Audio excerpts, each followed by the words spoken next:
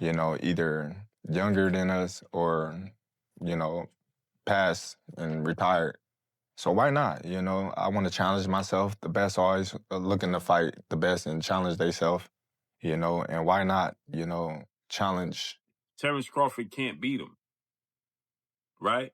This is a money grab for Terence Crawford. It's just a situation where Terence Crawford is trying to fill up his bank account opposed to actually his legacy. But if you study Floyd closely, like I have, you will notice that he never wastes any steps while he's in the ring. Terence Crawford shocked the world when he accepted Floyd Mayweather's fight offer live with Stephen A. Smith. Calm but confident, he said boxing is about testing limits and proving the best should fight the best. Facing Floyd? For Bud, it's just another way to show he's built different. Businessman, because this is Terrence the businessman talking, right?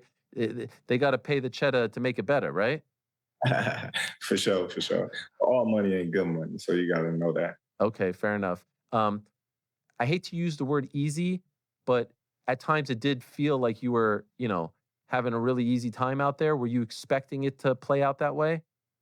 Listen, it's never easy, Stephen A. Smith praised Crawford as one of the rarest fighters in history, a 4-division world champion. In today's era, most avoid moving up in weight. Crawford didn't just move up, he dominated. That's what makes him special: skill, toughness, and hunger for challenges. Terence Crawford is the best fighter on the planet. Pound for pound, he's that dude.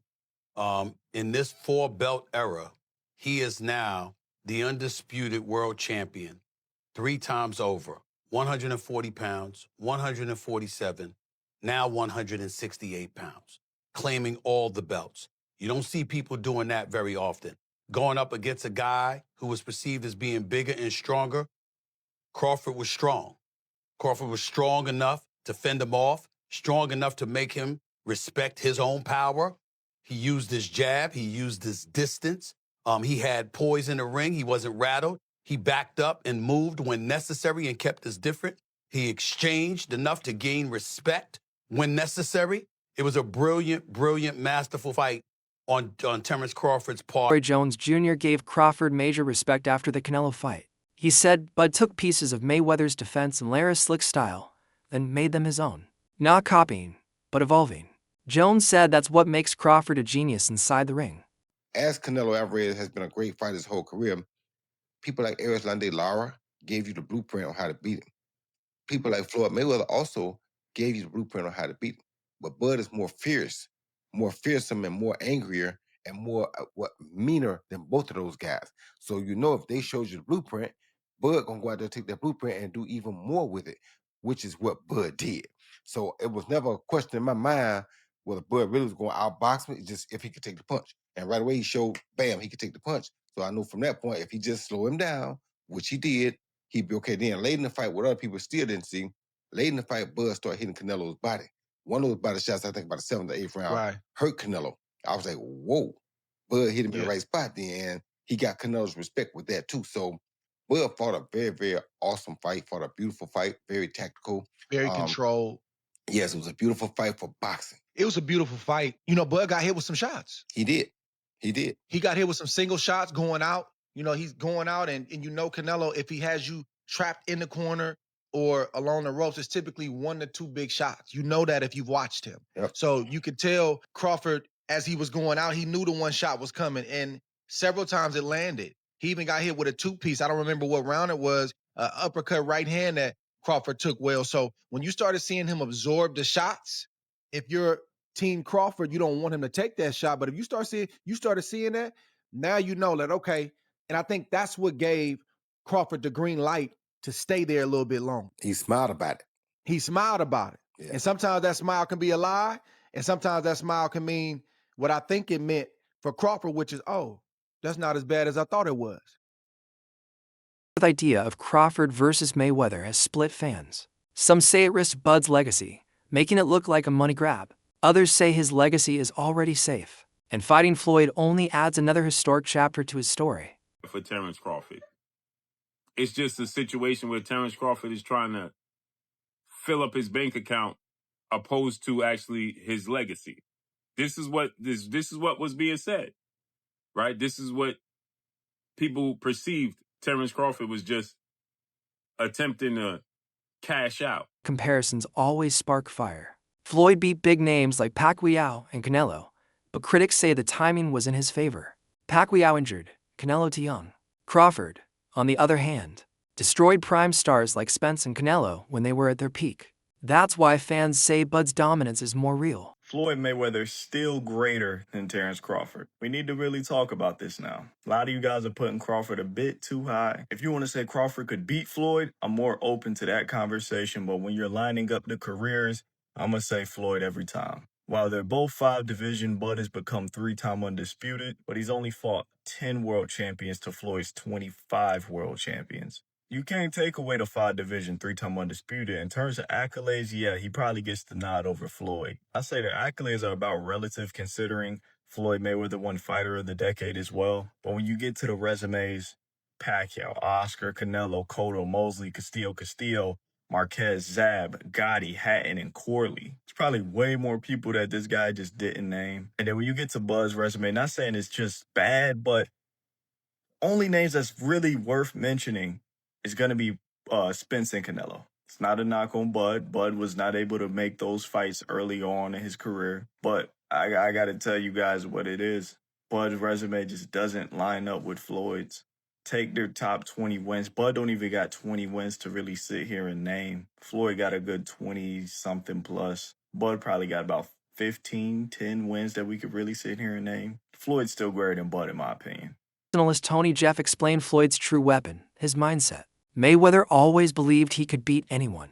That unshakable confidence, plus his IQ and calm under pressure, made him unbeatable and left him with a perfect 50-0 record. Strong mindset, they're really confident, they really believe in themselves, but you need more than that mindset. You need to have the full package of everything that I'm talking about, what Floyd has got. Fighters should only want to get better. The more you win, the more you should work harder. If you think about losing, you're going to lose. All I ever thought about was winning. So that's all I know. Floyd would visualize his success before he even stepped into the ring.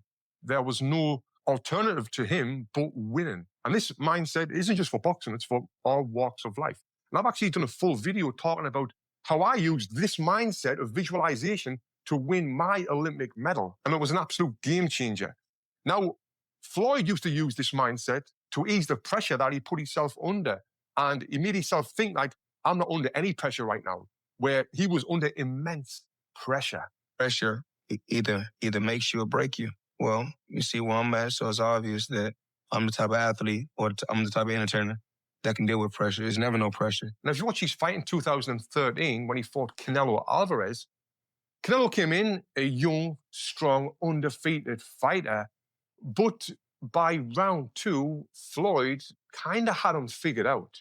He was reading Canelo's jab.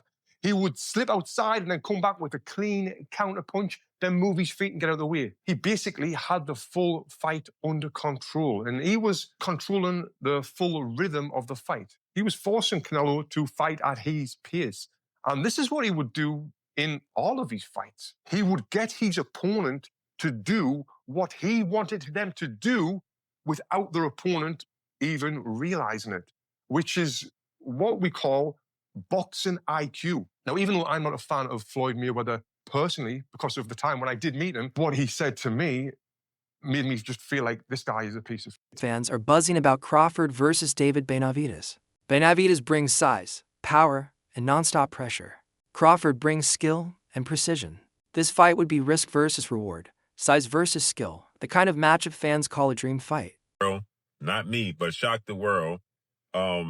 This past Saturday, Mexican Independence Day weekend, what he took on defeated another first ballot Hall of Famer, but he essentially jumped up 3 weight classes, technically 2, from 154 to 168, but only had 1 fight at 154 last August against Israel Majimov. Terence Crawford defeated Saul Canelo Alvarez, who is a 4-division champion, 2-time undisputed super middleweight, and the reigning, at the time, super middleweight world champion, undisputed world champion. And Terence Crawford beat him handily and convincingly. And because he beat him so easily, now the 63 win, 3 loss, 2 draw, 39 win by way of knockout biggest threat has been now imposed on Terence Bud Crawford, and that's the Mexican Ecuadorian monster, David Benavidez, who is a 2-division undefeated world champion, is the 2-time WBC super middleweight and reigning WBC light heavyweight, 175-pound champion, who has a record of 30 wins, no loss, no draw, 24 wins by way of knockout. He stands 6'2" with a 75-inch arm reach. This is a fight that David Benavidez has been calling for Canelo Alvarez when he was at 168, and Canelo Alvarez strategically maneuvered around him. But Canelo Alvarez is 5'7", with a 70-inch arm reach, started his career at 147 pounds, made his real name at 154 pounds. He's not a big guy, okay?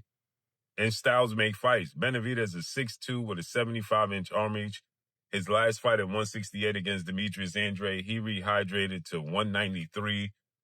So he's a big guy. Canelo Alvarez probably rehydrate to 182, maybe 185 max, right?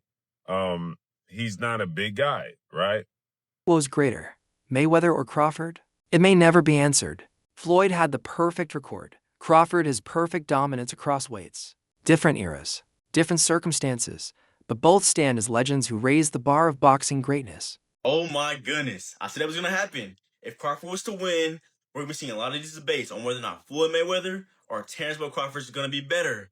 Now, this is going to be a debate for a long, long time. I'm talking about one of those debates like LeBron versus MJ, Messi versus Ronaldo. It's one of those.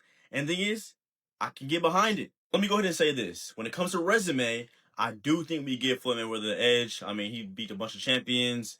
He reigned for a long time. While Crawford, his resume is heavily criticized, and he's just not getting, his kind of respect for beating Earl Spence and Canelo Alvarez. But if we're talking strictly off of skills, this is where things get really, really tough to talk about. I think a fair assessment of this matchup would be Floyd Mayweather wins from 135 and 140, while Crawford wins from 147 to 154. And I say that because I feel like Floyd's style changed once he got to welterweight.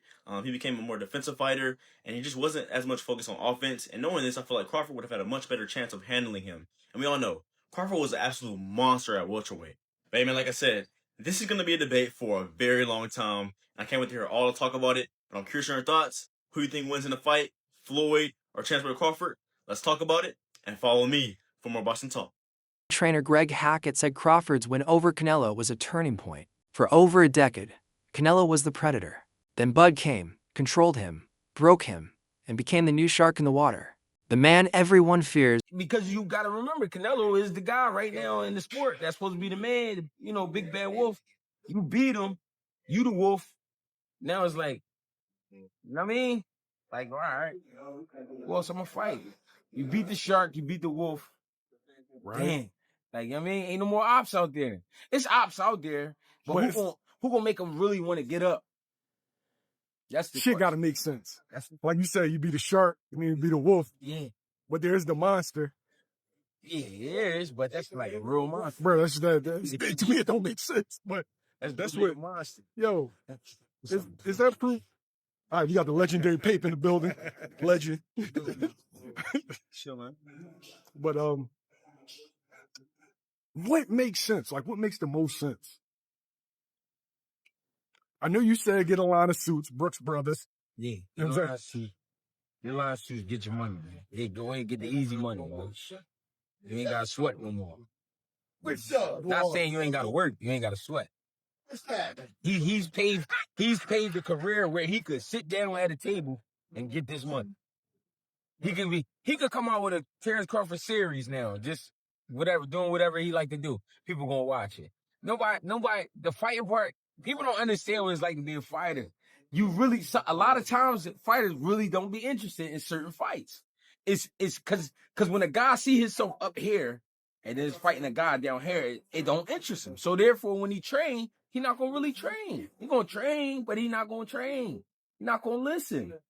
He gonna feel like his coach taking it too serious, and he's like, man, this ain't even that.